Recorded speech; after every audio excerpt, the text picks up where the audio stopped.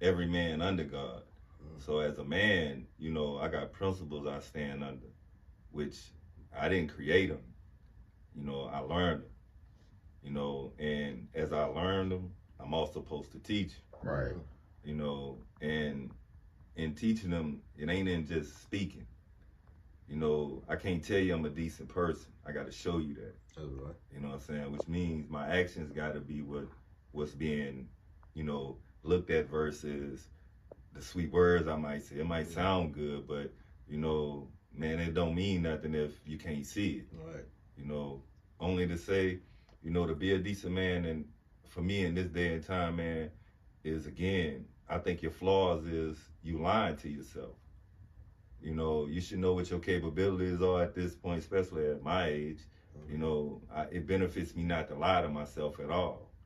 You know, I need to know what I'm capable of doing versus what I was capable of doing. And that's weaknesses and strengths. My strengths back then may be my weaknesses now, and my weaknesses back then may be my strengths right now. Gotcha. So, you know, it's all about, for me, marrying my anointed man with my physical man or my earthly man. You know, I think wiser now.